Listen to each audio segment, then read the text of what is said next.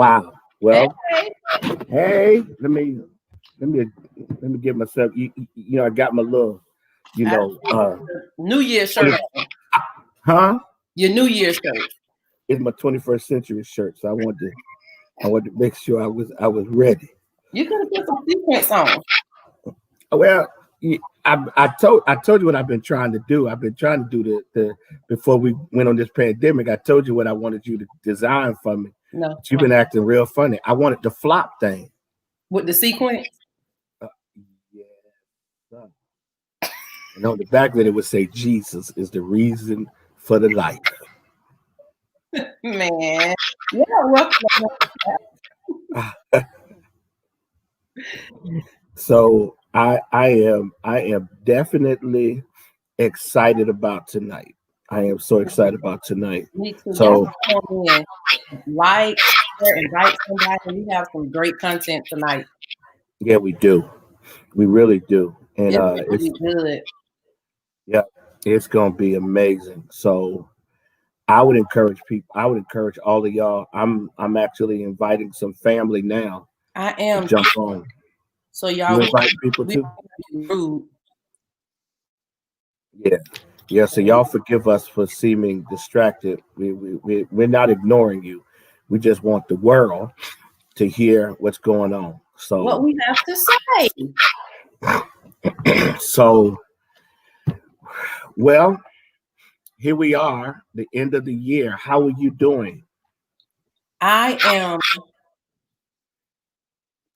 I'm doing good. I'm ready for 2020 to be over and 2021 to start. How are you? You know what? Actually, and that's a part of what we're talking about tonight. I'm actually in a good place. Um, I'm actually in a good place. I definitely believe that we have hit some an incredible season. I think that God has proven Himself in some incredible and amazing ways. Yeah. And so I'm ready to move into our topic. Seatis Jackson has already jumped us by asking, how would you all describe 2020? That is exactly, Seatis, what we're talking about, and the lessons we've learned Wow. from 2020. Wow. Because I think there was some amazing and remarkable lessons to be learned. So once again, invite people, encourage people to jump on. I'm still kind of doing the whole invite thing because I'm gonna be very transparent. There are some incredible things that we have learned in this year, and I'm just thinking of people randomly, and so I would encourage you to join us. You are not going to be disappointed with tonight's conversation. So let's just kind of jump in. I think we've done enough inviting. Yes. Whoever gonna get on, gonna get on. So let's just kind of jump in and just kind of get rocking and rolling. All right. We'll start with you. So tell us about 2021 for you. Oh man. 2020 for you. Tell us about 2020 for you. 2020 for me was truly a test of my faith, but it also showed me the promise of God. I revealed some of the promises of God. That's what I would say about 2020. Got you. Mhm. Wow. Flush that out a little more.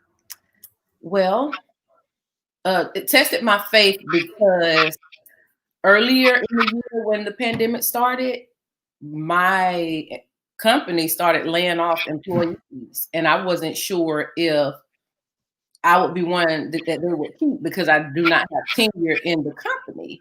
So my faith was tested. Although I'm a giver, I'm a tither. Yes, you are.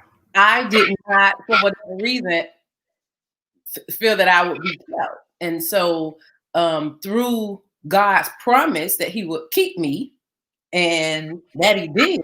Not only did he keep my job, he gave me opportunities to grow within my job, within the company. So building a home, finding love, friendship.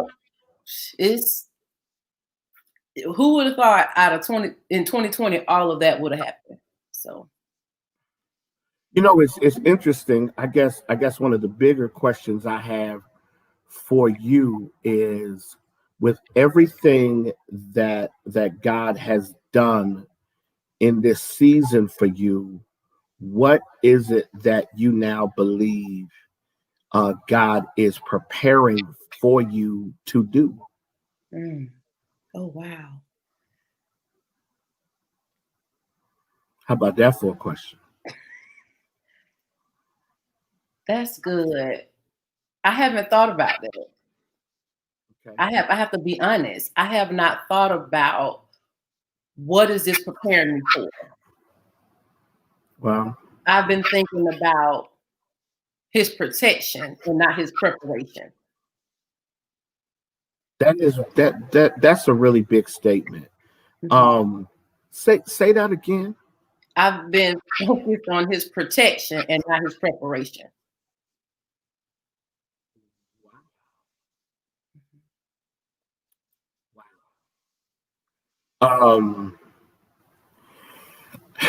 Let's wow.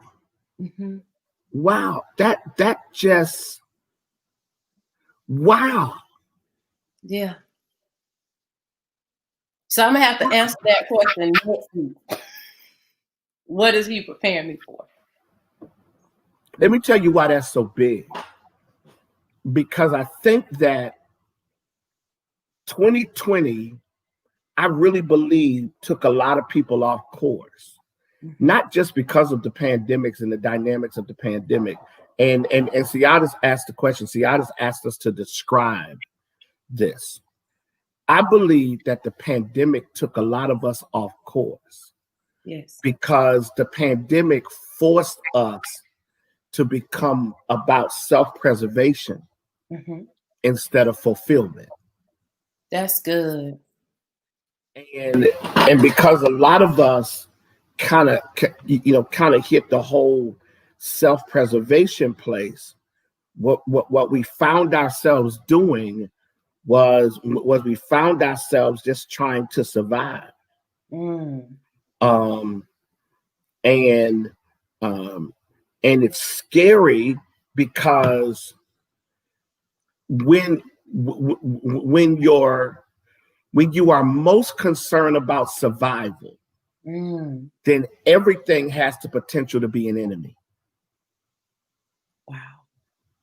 When you're concerned about survival, everything can become oppositional, because at the point that survival is your priority, what you end up doing is you end up throwing your best energy into just endurance and not into preparation and into the process of moving your life forward. Wow. You're just trying not to lose anything else. And so, wow, that was really a big statement. And I hope everybody I hope everybody understood that statement. And yet, despite that being a part of your initial, you really turned that though. I have. Yeah. You have turned it. Yes. You have turned it. How did you turn it? Do you have any I outside of starting, to do NightCap with me, and then having Pastor G come in, and now then having the King come in. I mean, that helped, and I think there's probably another person that helped with that, but I won't mention them. I'll let you handle that. Okay, go ahead. I think that when I started to go into survival mode, the uncertainty caused me to be committed to the process. And the process was whatever it took to make sure I stayed employed And that lesson kind of trickled over to other areas in my life. So I became committed to the commitment. So my health became a priority. My fitness became a priority. My relationship with my daughter became a priority. So I became committed to the process of making all of those better, not just good. Got it. And so it built a sense of endurance, but along with that endurance came the commitment. And along with the commitment, I started seeing progression. I started seeing progression. I started seeing outcomes. I started seeing results. Fitness goals, a better relationship with, well, we never really had a rocky relationship, but my parenting became better with my daughter. I became a better listener to her needs, and it's just so much.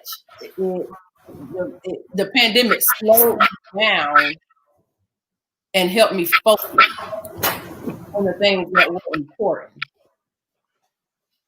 Wow. So one of the things that we wanted to talk about tonight was to talk about the lessons we've learned. Yes. Yeah. And so I'll let you go first. What were the lessons you learned in this? So my main lesson was minding my words. To speak life.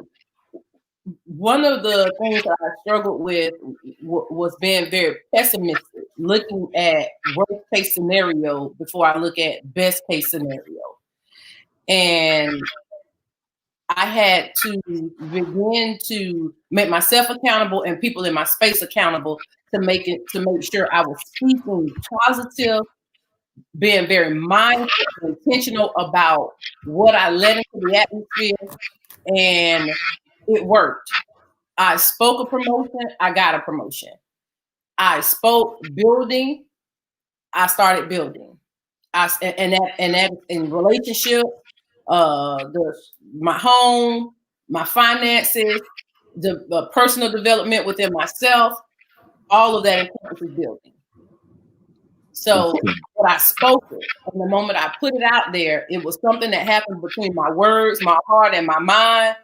And once everything got on one accord, I was able to execute the way I had been desiring to execute for some time. So yes. What else? Second thing, I gotta go back to my. See, we wrote this stuff down, y'all. We came prepared. We did. I'm like Brandy. I got my notebook. I learned to be honest with myself. Oftentimes, I learned to be honest with myself, and I learned to be gracious with myself, because I can set unrealistic expectations and very critical of myself. So I learned, it's okay to make mistakes, right? And then it is okay.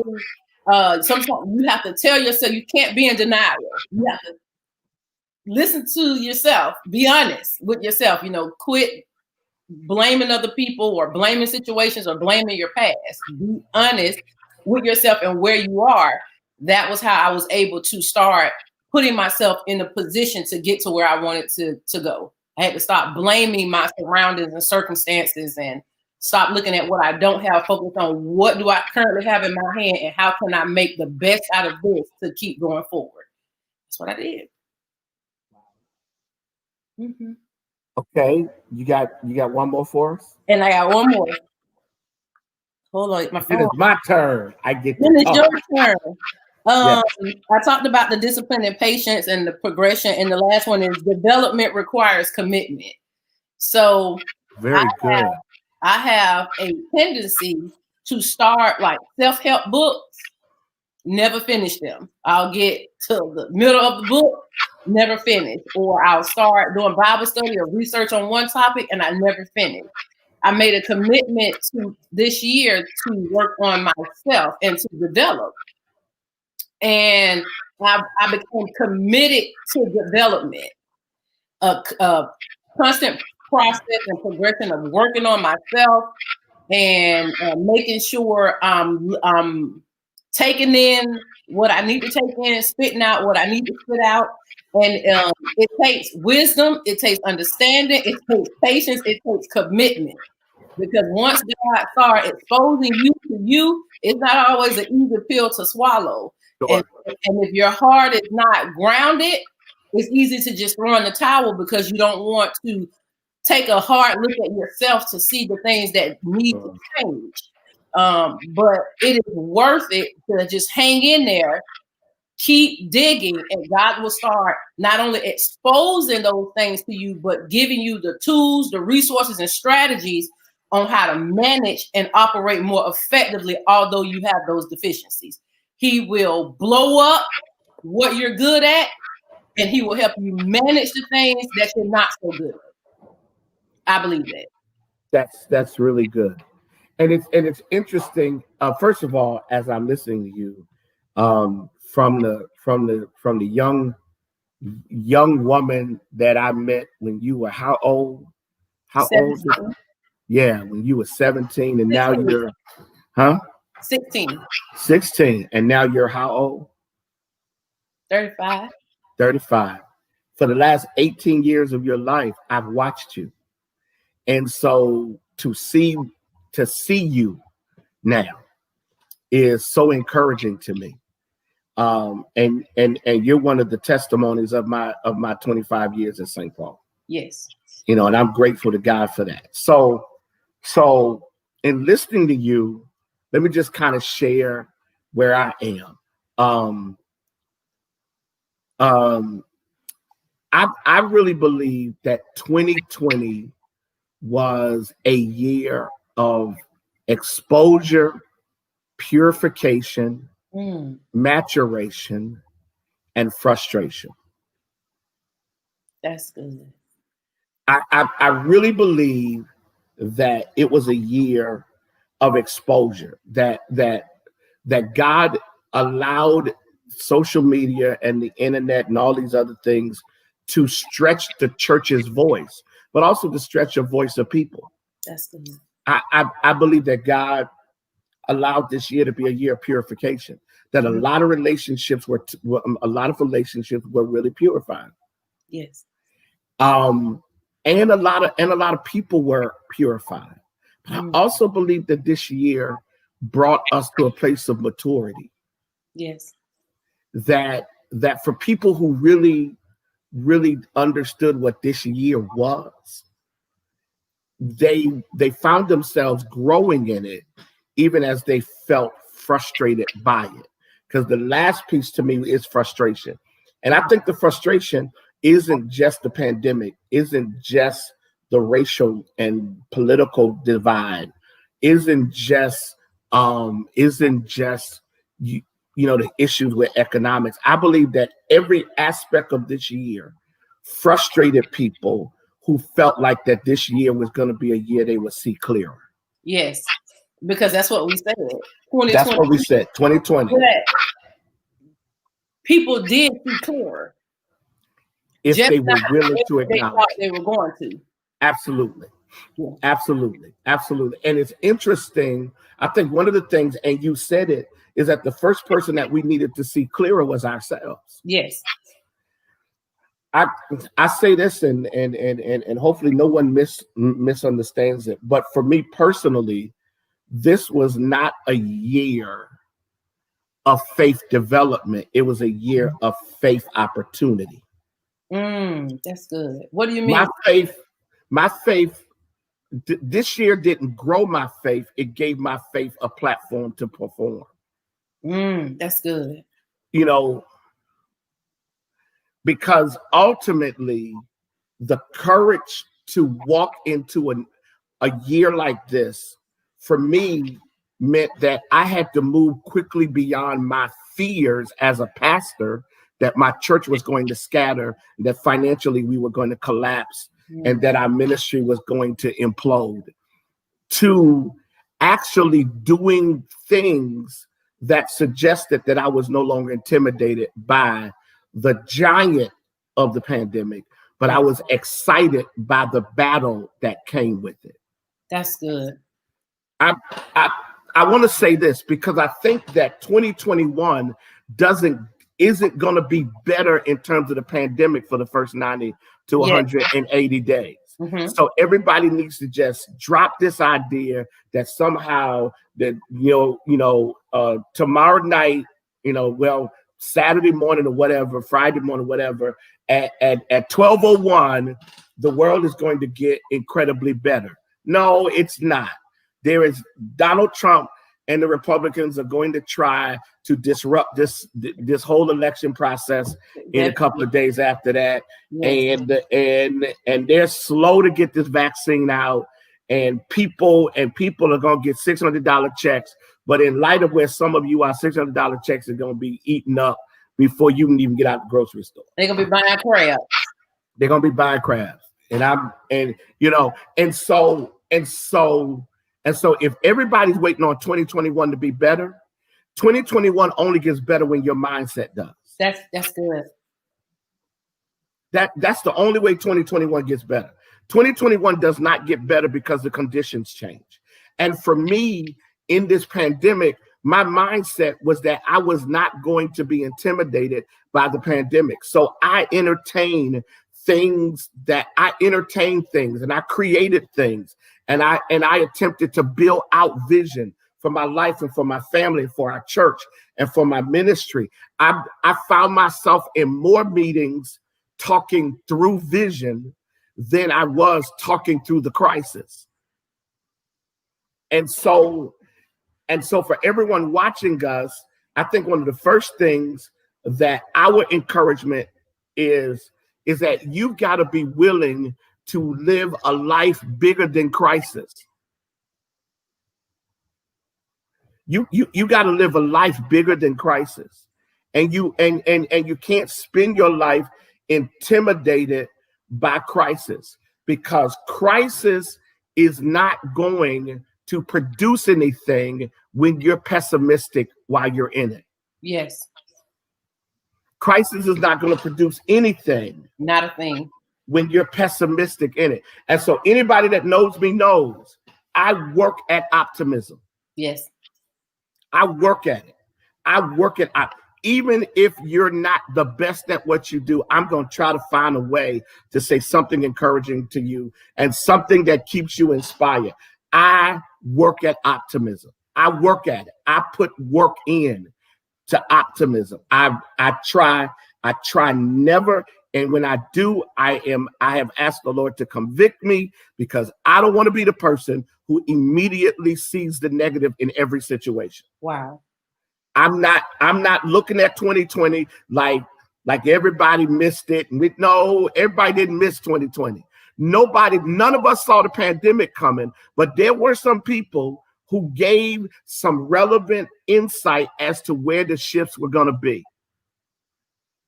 And so I think the first thing, Sharice, is that we've got to begin to deal in some really honest ways about how we approach 2020. Yes. And how we're going to interpret it.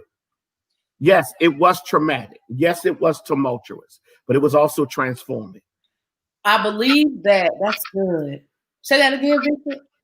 It was tumultuous, it was traumatic, but it was also transforming.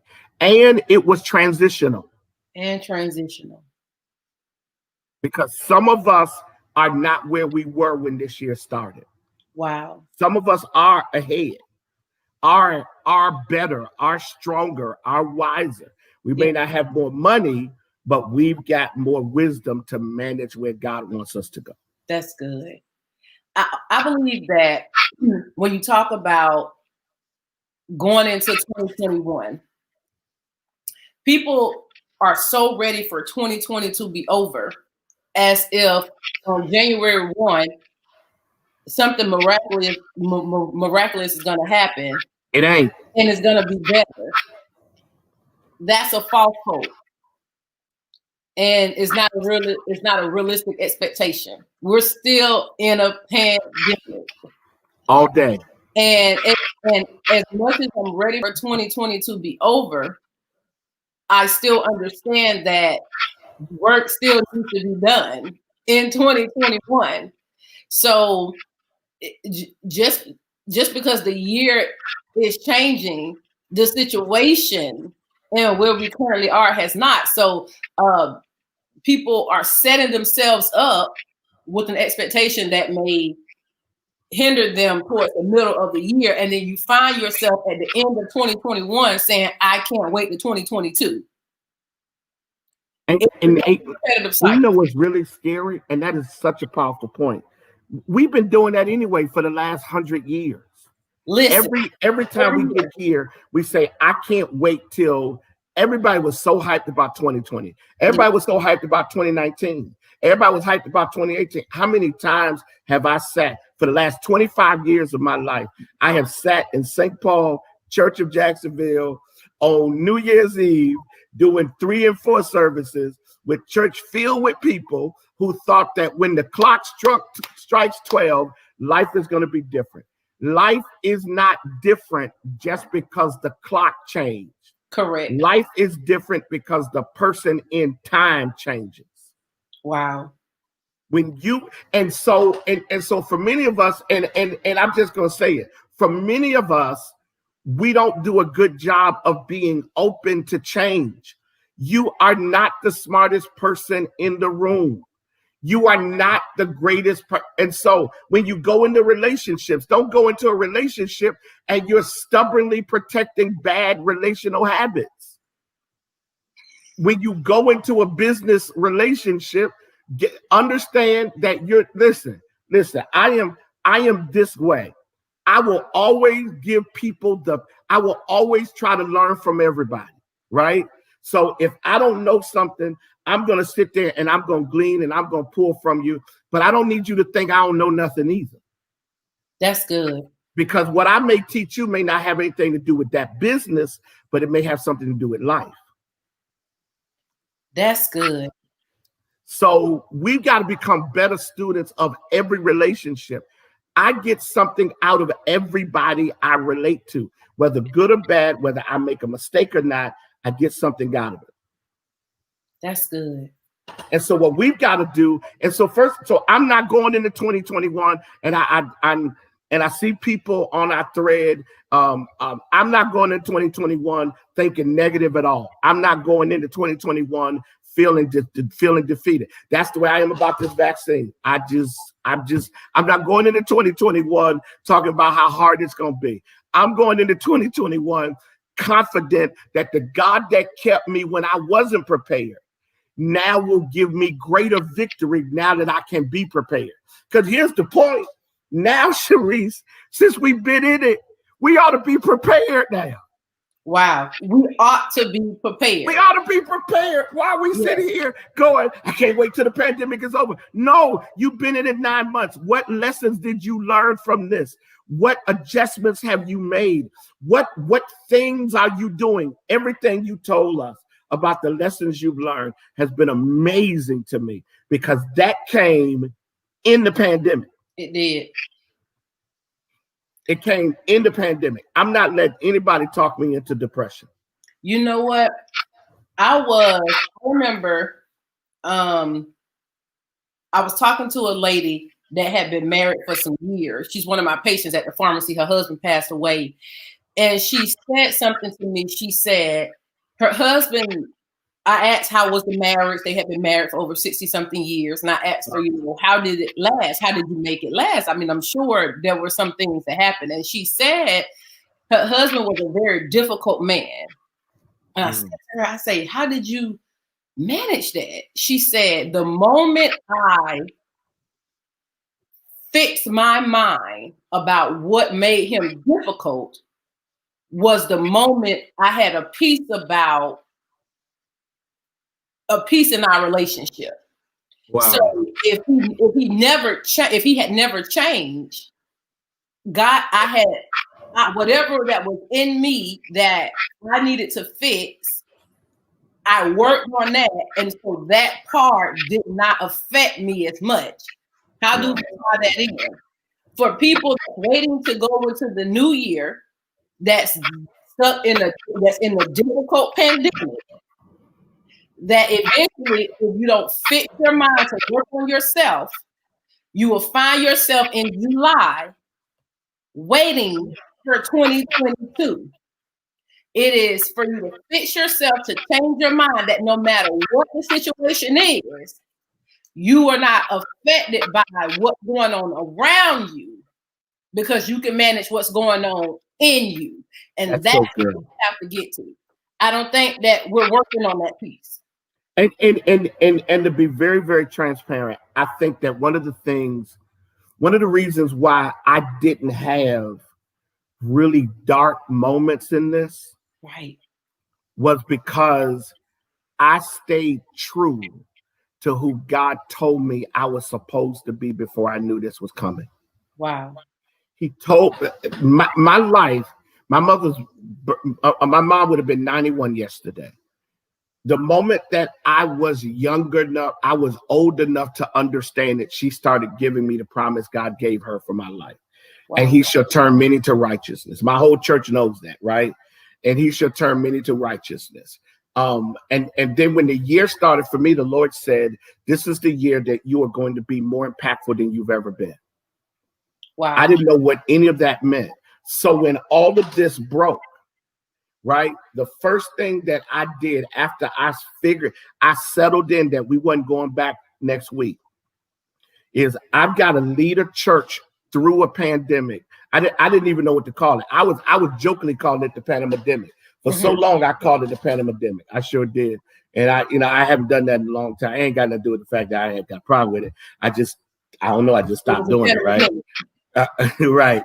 But it was interesting. I literally pivoted within 2 weeks. Wow. You did. I pivoted quick. I turned me, St. Paul, and everything about my life. I pivoted in 2 weeks.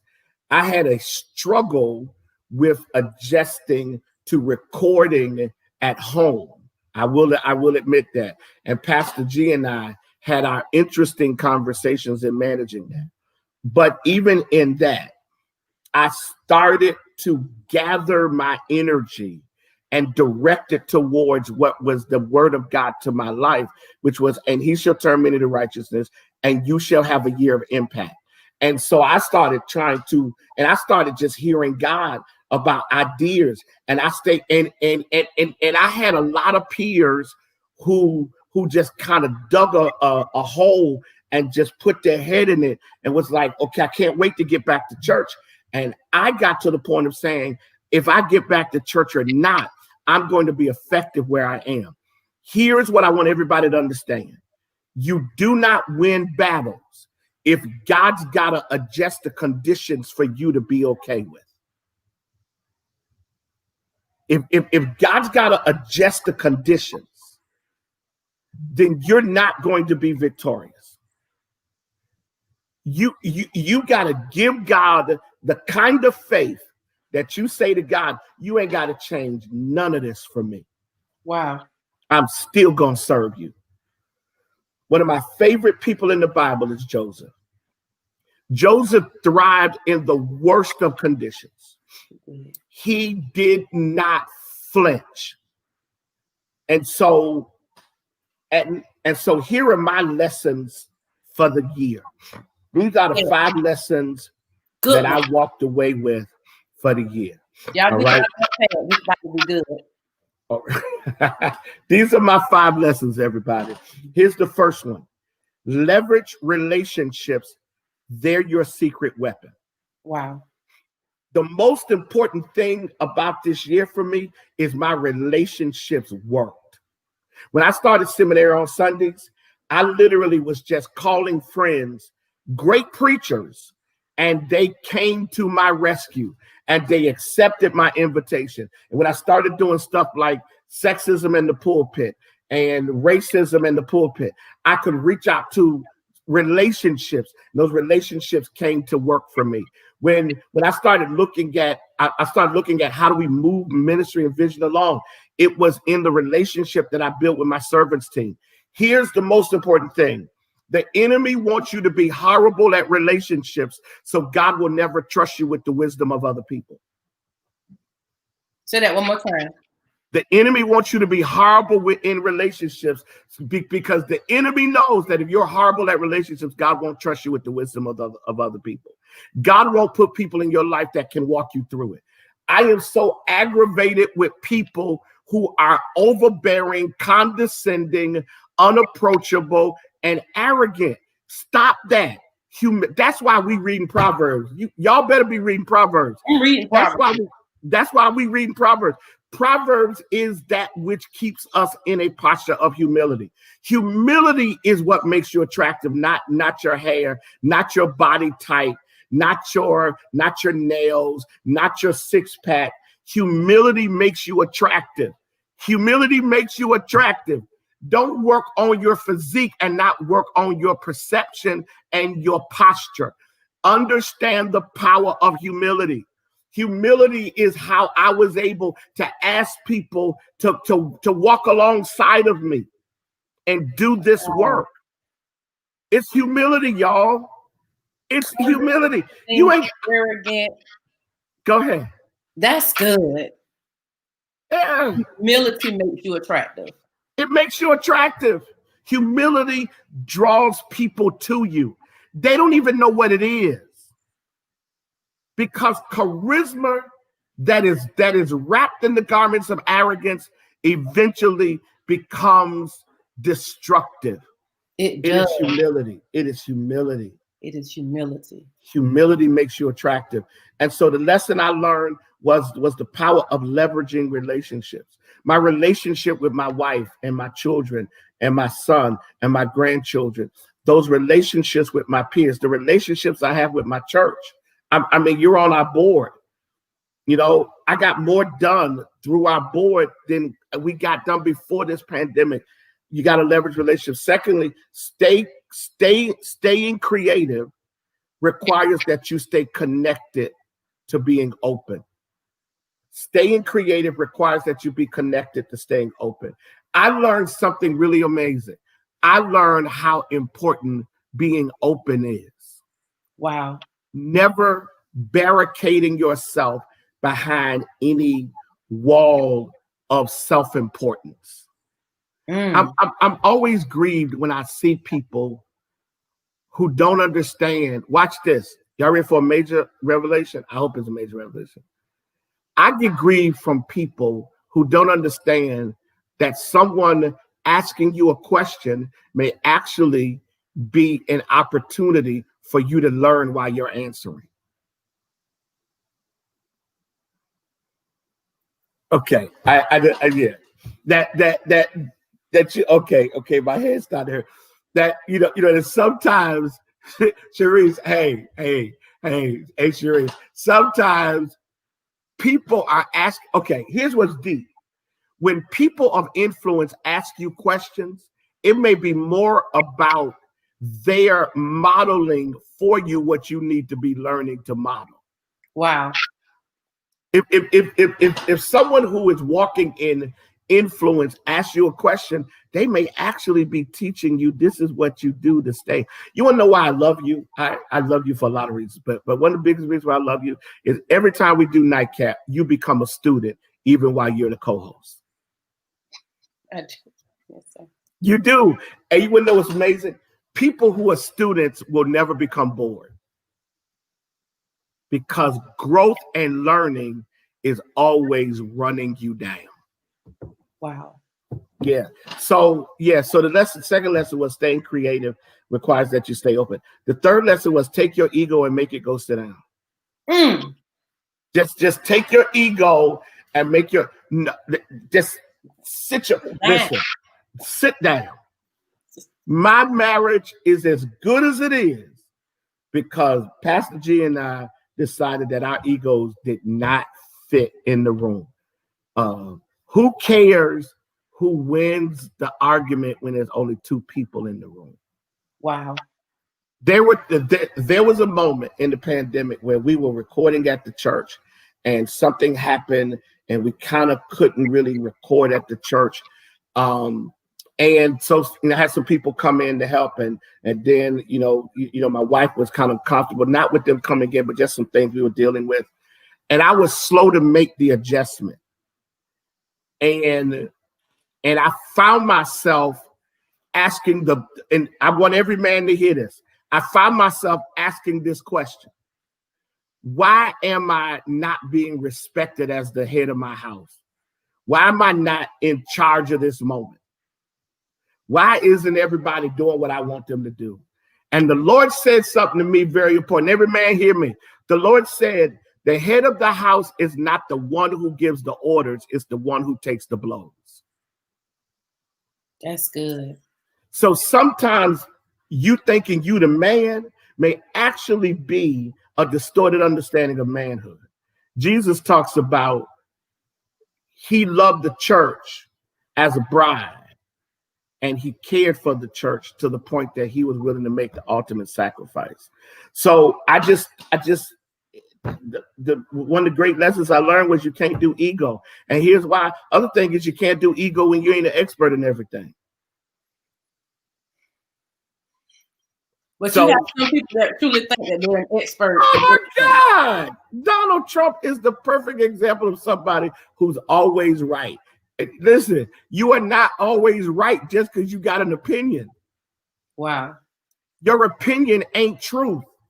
It's the perception of where you are at your present stage of maturity. That's good. It's how you see life. But if you 20 something or 30 something or 40 something, you only see life from your years. You don't see life from the totality of your journey. And so that's the and then the next lesson is create a family corporation. Talk about that, Bishop. Make your family a corporation. Get everybody in your. Here's one of the tough things about people of color. We are very bad at working together as a unit to produce a collective vision because everybody's always trying to outperform each other. I have 3 amazingly gifted daughters. I have a really, really smart and aggressive son-in-law. Why wouldn't I try to work with them? So we created a property LLC. Wow. I don't know what I'm doing. I'm not a great real estate guy. There's some people far smarter than me in that area. So I'm just sitting at people's feet who are willing to talk to me, and I'm listening, right? But the thing that's so amazing is the fact that all of my kids, including my wife, is on the board. We may not like Donald Trump for who he is, but let's not negate his model. His kids, his great grandkids are set up. Yes, they are. They're set up. Years ago, and I'm talking too much now, so I'm very shut up. But years ago, John F. Kennedy, the third, I believe, he was part of Kennedy legacy and all those riches, and John F. Kennedy went to college, and when he came out of college, a couple of years later, you want to know what he did? He started a magazine. Wow. He didn't go to college for a magazine. He went to college for law or something. But his passion was magazines. His passion was print media. How many times as people of color, how many times as African Americans are we forced to go get a job because nobody frees us to dream? So we're forced to go get a job because nobody frees us to dream. Nobody says, I'm gonna give you $100,000 now. Go start your dream. Wow. So here's the last lesson I learned. You must strategically work a plan connecting the dots. Your plan can't be scattered. It's got to be dot connection. So if I start an LLC and I'm doing seminar on Sunday and I'm doing Operation Save Our Sons and I pastor St. Paul, how do they all connect to create something monumental? Okay, I'm done. It's on you. Wow. That's what I learned in 2020. And that's what I take into 2021. Y'all, what's good? I restructured my life around these 5 things. You know, I'm going to say this. I admire who you have become. You know, it's always sometimes it's hard for people to see the growth in others when you have walked with them for so long. It's kind of like Lady G starts losing weight, and she gets on the scale and she says, "Oh, I'm down 10 pounds." And you look at her and you say, "I don't see the weight loss, because you see her every day." And then Right. one day you look up and you say, "Babe, you look good." You see the progress. And I look at you and I see the model that you set for young men, for fathers, for husbands. You've had some humbling moments, you've had some great moments, and when it appeared to come that it broke you, and maybe to even yourself, you just kept going. You never stopped. And that became a model for me. Sometimes you never know how someone's who's watching our journey. Wow.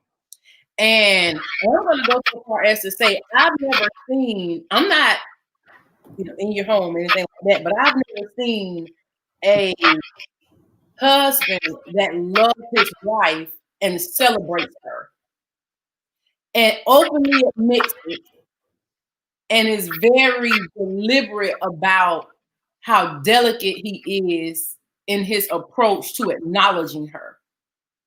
That is amazing. And you set a standard for young men, like I say, husband. It's amazing. It is amazing. Pastor G just said, that's true, Sharice Nicole. I have seen it. It is amazing. I've seen you manage, and I've seen you stop yourself in the midst of a moment and gain where there were moments before where you didn't manage. And I've seen you stop yourself and bring it in. It is amazing.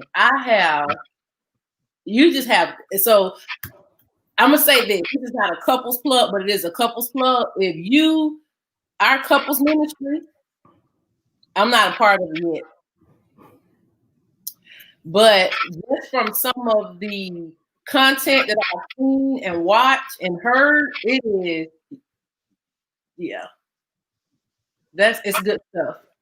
But I'll tell you this, and I hope everybody gets this, and you'll never know how much that encourages me, more than you will ever know. I was taught the value of humility, and over the last few years, I've now become what it is. I've strove to be a gracious man and a man of humility and a man who, in acknowledging my own failures, inadequacies, and inconsistencies, I can pivot quickly through situations because I don't spend all my time in it trying to defend myself. Wow. If I mismanaged something or I mishandled it, I'll admit it. I just, you know what? I did. I missed it. I mismanaged it. And I keep going. And I think a lot of times what happens is we pitch our tent in our foolishness and then get mad when people don't want to stay in it with us.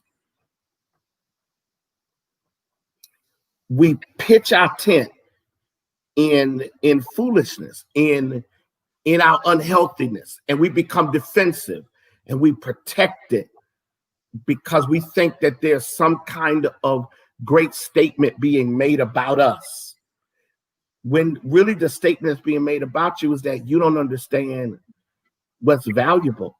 You want to know what's valuable? It's Sanjanique Lee Guns and who she is to me.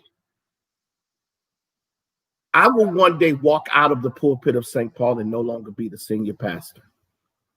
But what I will do is when I walk out of that pulpit and I'm no longer the senior pastor, I will walk away from there also always being the husband of Sanjanique.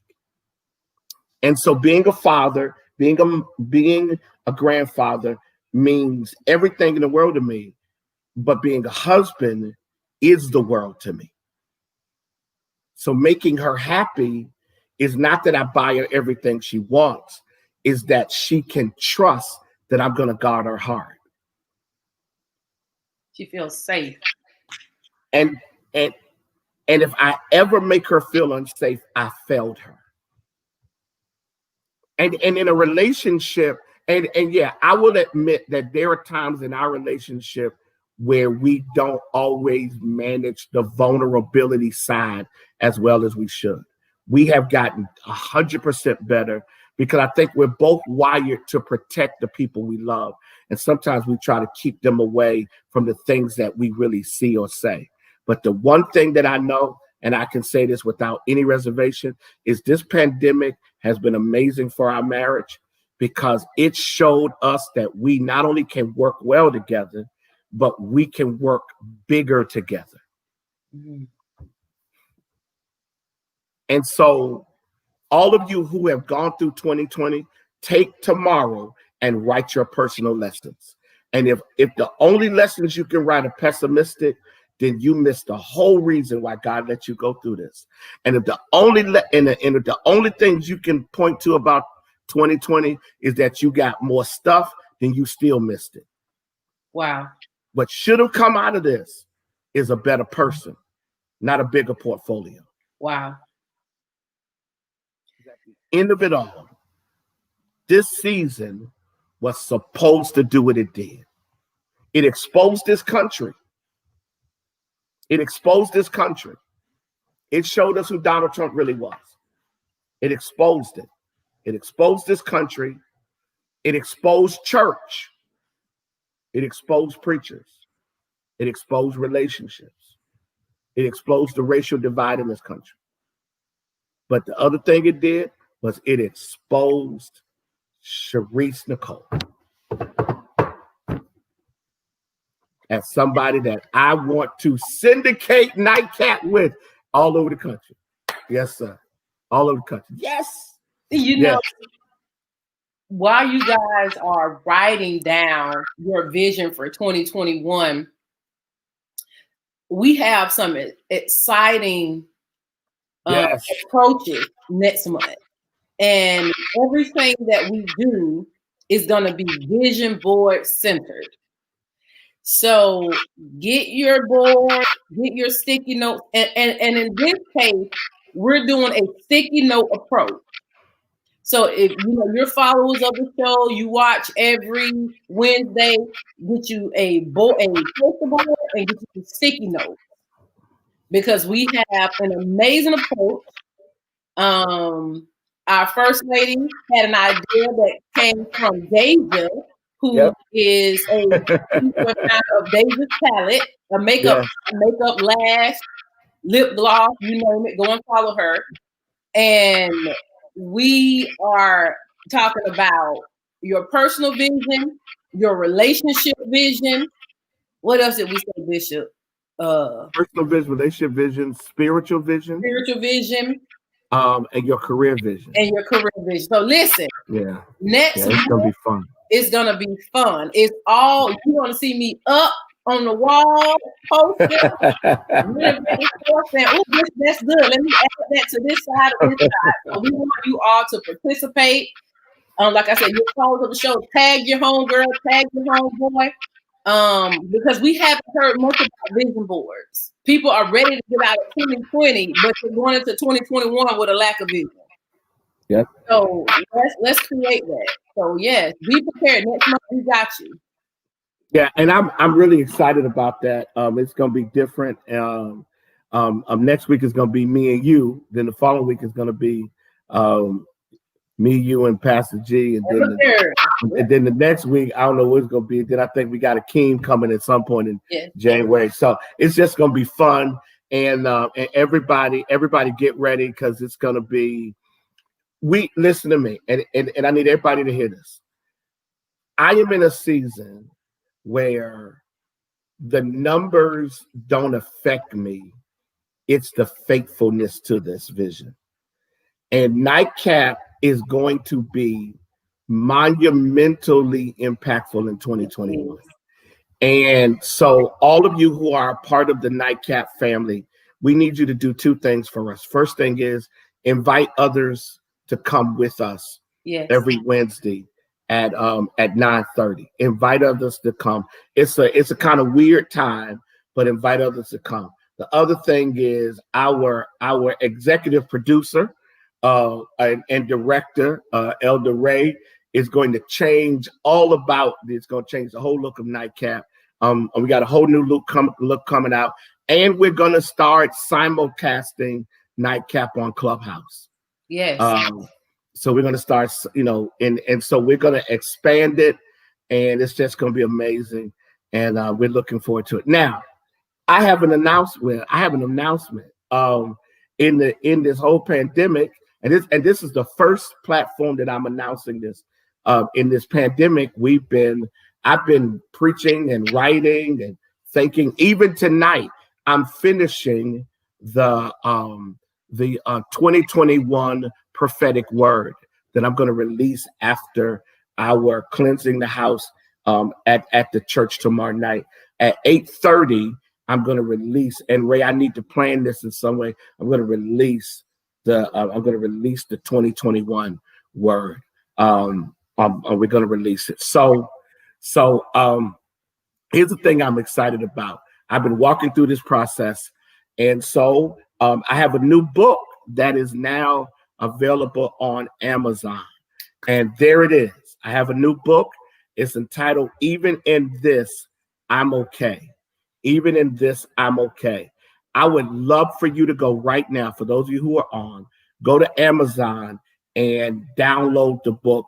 Hard copies will be available in the next few weeks. But right now, the book is available. It came out of a series of sermons I did. And I just kind of looked at the series and I looked at some other things. So we took it and put it together. And so you can download the book now. You can download the book. You go to Amazon.com. And thank you, Ray. Ray, that's why you're the best. And so even in this, I'm okay. And so please go and download it now. And so we're going to release it on Facebook and just kind of let people know the book is available. And we're going to start putting it in some of our platforms and stuff. So thank you. Well, ma'am, you have the last word tonight for 2020 for NightCap. Now that we focus on God's protection, let's focus on God's preparation. Enough said. Thank you, guys. Thank you guys so much. See y'all in 2021. With the vision board. With the vision board. Love you guys. Take care. Bishop, you didn't do the. Oh. Do. Bye, y'all. Take care.